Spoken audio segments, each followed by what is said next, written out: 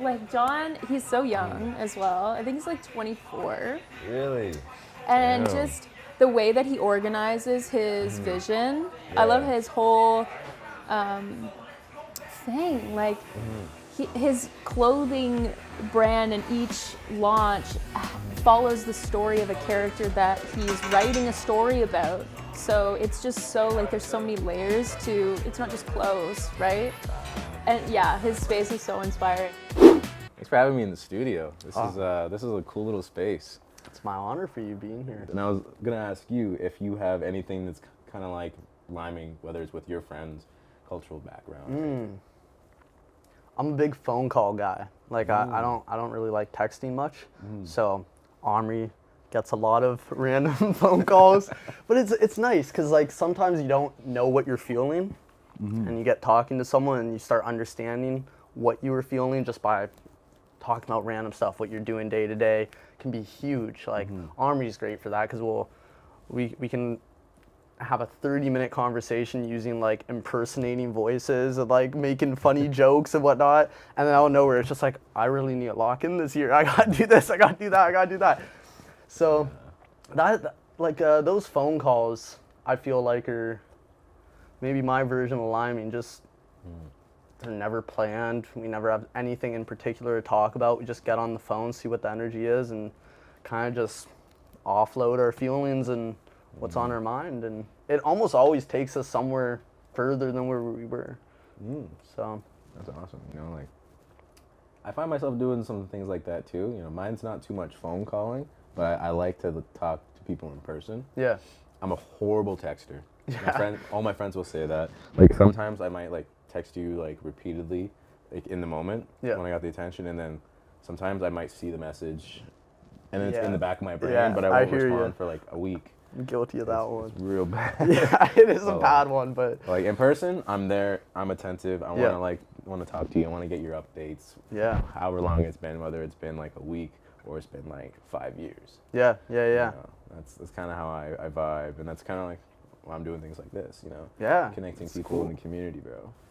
So that's your version of liming. That sounds like an authentic version. I'm doing the cheap version. Hey, calling people up. Connection is connection regardless. That's true. Sometimes you just can't see each other in person, so that's where the phone call comes in. Yeah.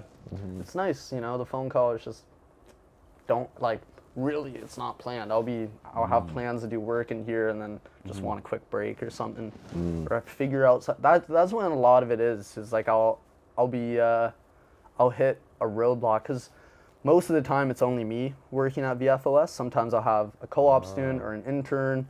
There's tons of people that like come in and out to help. Like Jeff, for example, he's a member of VFOS, but he's not. It's not his responsibility. You know, he'll help out as much as he can, and a lot of people like that. But it's nice to get on the phone with someone and just help get another perspective, like someone to help make things more clear. If I'm between two things, two ideas, just what do you think about this idea, and boom. Yeah. It's always good to get new perspectives because like sometimes, I don't know about you, but I get into like my own head so much or my own perspective so much that like it's good to have like that outside view. You're like, this idea is terrible. You tell it to someone, they're like, wait. You're on to something. You just got to iron it out a bit more. It's like, hold on. I was going to ask as well, like, maybe a little, like, background story, like, around, like, VFOS. I took a philosophy course in grade 11, and I went to Central. Did you hear any stories from Central? Outside of, like, all I've ever heard was y'all were, like, an academic school. That's it. That's all Central is known for. That's where I was going with it. Yeah. Super academic school. And, somewhat competitive to get into. I wouldn't have gone into it. I was just in the area. But you got kids from Lambeth, like it's right downtown, right? So you had kids from Lambeth applying to come in, kids in Kamoka, kids in the West End, like all over. And most of the time it wasn't them being like, oh, my friends are going here. It was their parents saying, this is the best school for you to get a good education. You're going here and you're gonna work your ass off. So at Central, there was very little focus on arts or sports or anything really outside of academics. And at least high school academics, that's like the reverse, the opposite of a community. Like it's just competing. Everyone's like, oh, I got a 95, I got a 94. There's no sense of, you get the answers on a project, like you're the smart kid, you're not sharing it with all the kids that need it. But there was a philosophy course, and I wasn't really into like STEM courses much. I took the philosophy course, and I never, like, it was the first time in my life I'd ever been opened up to that way of thinking, where there's not a right answer, there's not a wrong answer. You can be as opinionated as you want, and as long as you're using logic and reason, you're okay. And that spoke to me. And I found it very freeing, especially having spent 3 years at Central, where it's like everything is STEM. Your value is placed on what you got in this class and all that. So having a course like philosophy, and I had an amazing teacher called Mr. Harris. He taught us so much about like just general philosophy, metaphysics, the different branches of philosophy, different theories, and it just changed my way of thinking. It went from there's a right way and there's a wrong way to there's freedom of thought. Like you don't have to think about the things right in front of you. You can think about things you don't see. You can think about things that no one's ever gonna understand. And I wasn't the most artistic kid. I was always like a creative kid. Like I'd always, like as a kid, not in high school, but I'd be playing with my Star Wars action figures, making up storylines in my head, stuff like that. Doing some stop motion, like with like Legos and action figures. But that philosophy class kind of harnessed my creativity, and now how I see the world is where everyone has a voice. It's not just one person is right, or one group of people have the right answers and another group has the wrong answers. Everyone's got a voice, everyone has their own perspective. If you want to share it and you can articulate it, then you're more than free to. And around that time, I was inspired to create a clothing brand. And I did, but it was like, just straight up, it was grade 11 me looking for money to buy new Jordans. It wasn't like, ooh, I'm into clothing and I want to make a cool brand, I'm into branding. It was, I wanted to make a quick buck. And that lasted for a couple months. And then I went to a local consignment kicks shop called N41. You ever been there? Yeah. Yeah, so I talked to Kish, the owner, and Kish is a pretty straightforward guy. And at the time, he was like, we wanted to be in his store selling our brand called Sweeter Sneakers. And like, we were not hiding the fact that we were using that money to just buy shoes. Like, the whole brand was called Sweeter Sneakers. We just wanted sweeter sneakers. And we told him, like, this is our logo, and our logo was like mine and my friend Dev's hands like this. So I think I was on this side and he was like that, and it was like, it was a terrible logo. And like, we threw it on a chest, we went into a store, we were cool with Kish, and he just said it straight out. He was like, what the hell is this? Like, what is Sweeter Sneakers? What is this logo? Why would I put you on my shelves? He's like, you got to come up with a name, an identity, a philosophy, something you guys stand for. And again, I was taking this philosophy course at the time, and I went home, made a list of over 100 business names and some different meanings, and I connected with VFOS. And that was like a rebirth, right? So Sweeter Sneakers just died. We were like, screw that, like, let's actually do this seriously now. And it kind of lit a fire. There was another kid at the school that had a brand. I knew someone in New Jersey that had a brand, and it kind of became competitive. It wasn't no longer just to make a quick buck. It was, I want to be great at this. I want to be better than the competitors. I want to do this properly. So where VFOS came from was an acronym, Visions from the Other Side. And the meaning of that was, still is the belief that you can go through life one of two ways. You can kind of take what's been given to you, see things as they're said to you, or you can use your own mind, kind of the philosophy coming into it, and like seek deeper meaning, seek deeper connections, thinking about things that aren't a given thought on the daily, right? Like kind of just getting out of your own little world, finding the deeper things to life as a whole, not just our earthly jobs and going to school and keeping our friends, stuff like that. Like, that's where the other side comes in. Just the belief that the people that operate through the world like that want to find deeper connection, deeper meaning. They say, what's the point of this? And ask what the point of this is. Mm-hmm. That's who VFOS is for. But yeah, that's the part 1 and part 2 of what VFOS is, the rundown on how it started out. That's cool, because, you know, like, other people that have been telling me about your brand have been, like, saying, like, each piece, you know, has, like, a story.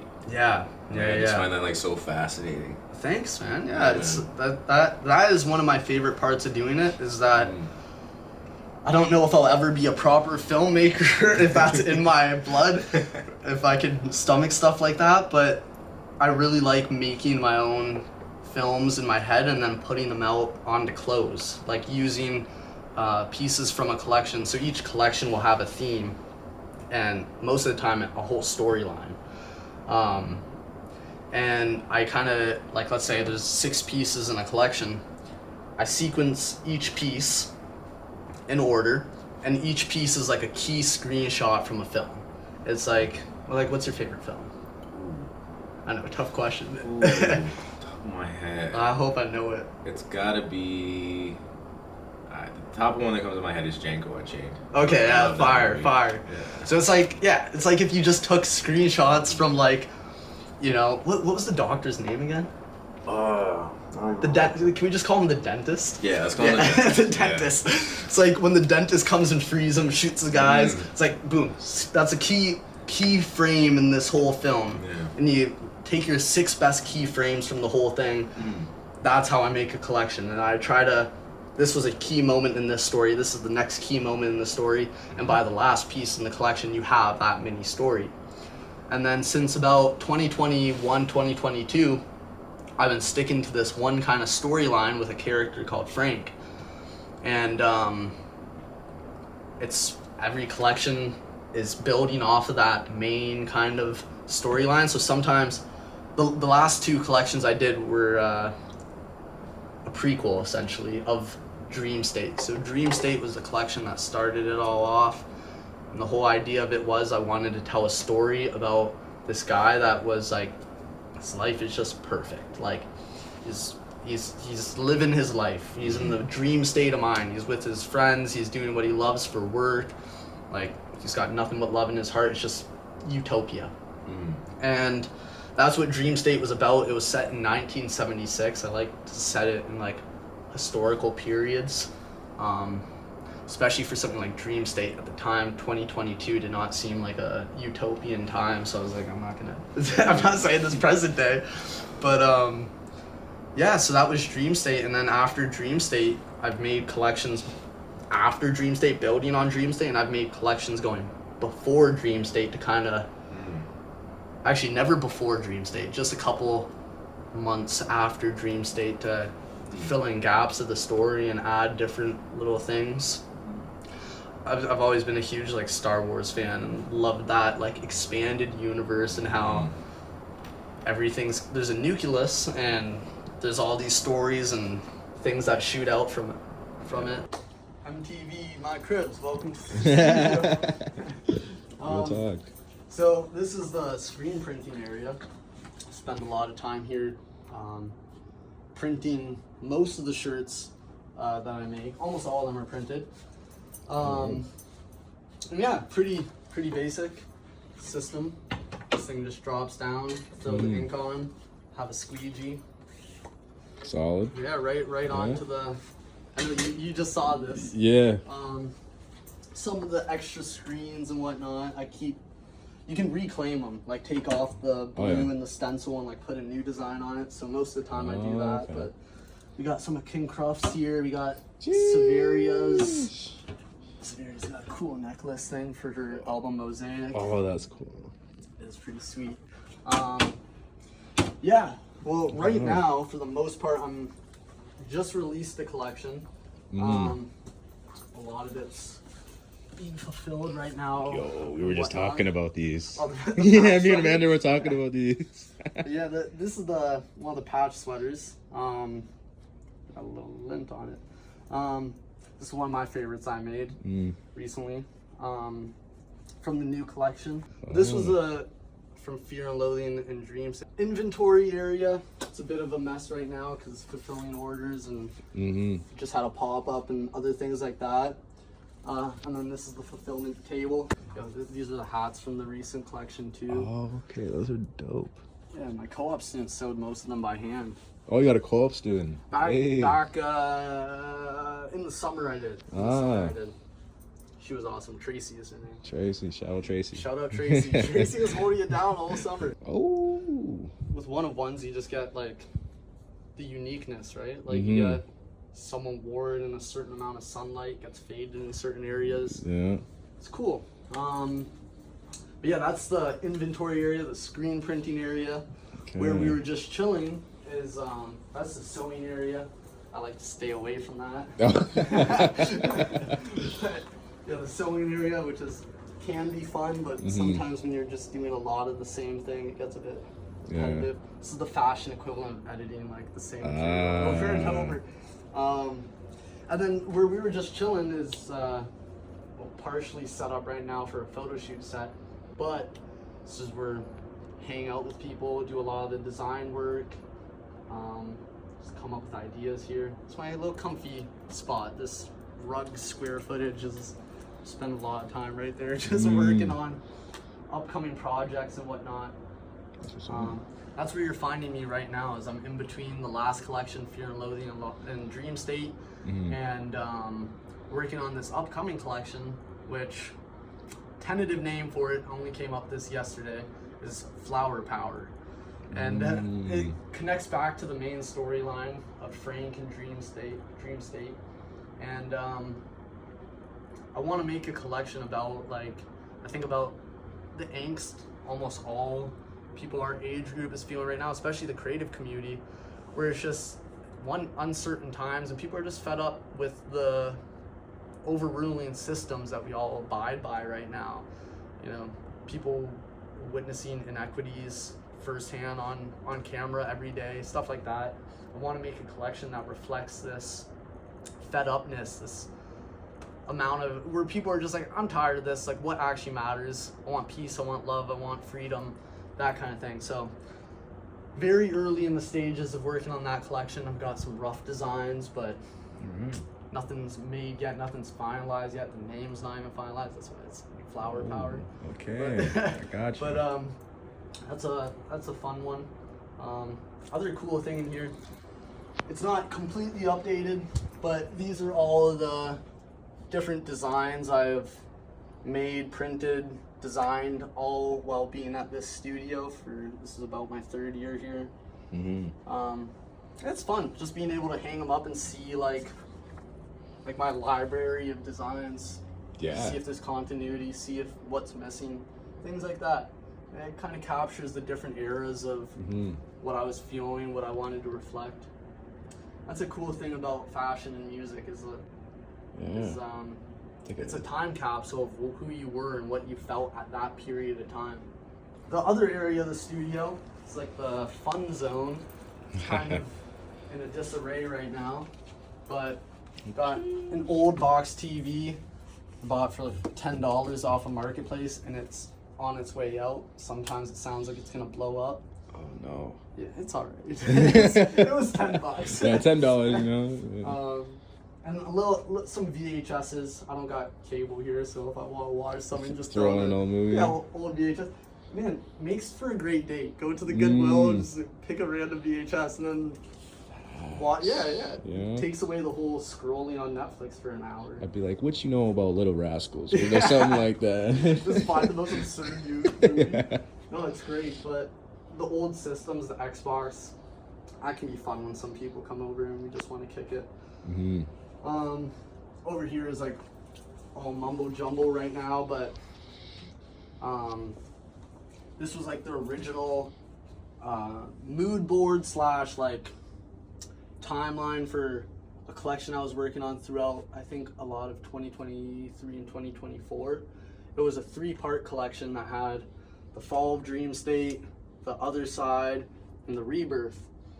And for that collection, I wanted it to be one continuous story with 3 arcs. And I'm a visualizer, so I wanted to see how I wanted to connect the colors to emotions, how it starts kind of dream state colors and it starts to get darker, and then when you go through the rebirth, you get actual color, new color, not just shades. That hasn't been updated in a minute. Over here, this also hasn't been updated in a minute, but more just spewing out thoughts and ideas onto big board. So That's what's up. No, it helps. Sometimes you just need to get this shit out the brain onto the screen. Yeah. That's all I need sometimes, and tons of notebooks filled with stuff. But yeah, that's pretty much the area of the studio. There's a dark room back there. It's covered up by this thing, but there's a whole dark room back there, and that's where I expose the screens and let the screens. Those are the screens with the blue on it. But yeah, it's my little home away from home. It's very comfortable for me. Nice fun spot. I love having people like you come over and check it out. It's always good vibes. It's a good time. Yeah, that's the studio.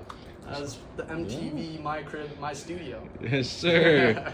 This is cool, man. Thank you. I appreciate it. Yeah, thanks again for having me.